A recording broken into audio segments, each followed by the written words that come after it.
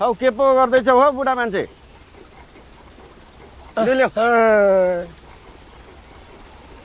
सिलौटी जान्छु भनेर हिँडेका मानिस हरायो त नि ठुला, कति दिन होइन त। आम्मामामा, शिरदेखि पाउसम्म कम्ता हेन्सिम छैन नि त मानिस त। माथि तातले नकिनेको। ए के ल्यायौ? आहा, यसले त अर्कै साथी पो खोज्यो त ठुला। खाऊ न खाऊ।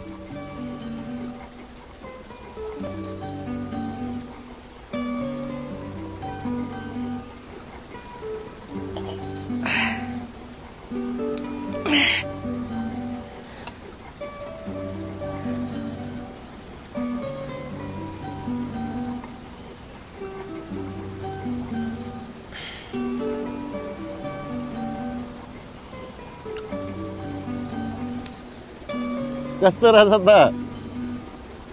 मिठो छ? सिलौटीका राता स्याउ जस्ता गाला भएका गुरुङले बनाएको अचार कम्ता टेसिलो रहेछ त ठुला। खान्छौ?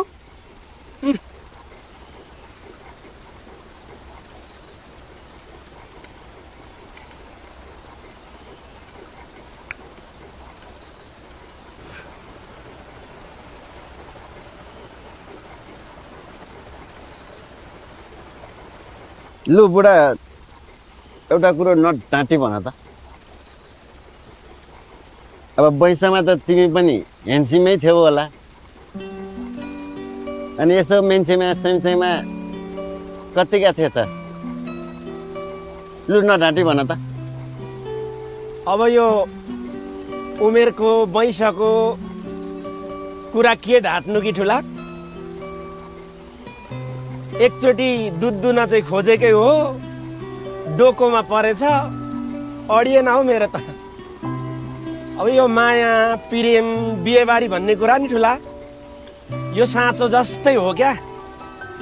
हरेक कुराको तालमेल मिल्नुपर्छ अनि मात्रै घुम्छ नि, घुमेन मेरो त। अनि सिलौटीको कुरा चाहिँ के हो ठुला? खुब लजाएर बस्या छौ त, नडाटी बनाए। यो जातले पातले केही नाप्दैन, म त ठोकेर भनिदिन्छु, नाप्दैन, नाप्दै त नाप्दैन।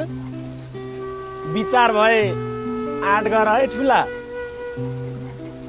म त यस्ता कुरा त मान्दिन। आँट गर्नुपर्छ, पछि पछुताउला नि फेरि। होइन हौ, मेरो त पञ्चमी बजार त नग्गै नहुने पो भएको छ त हौ।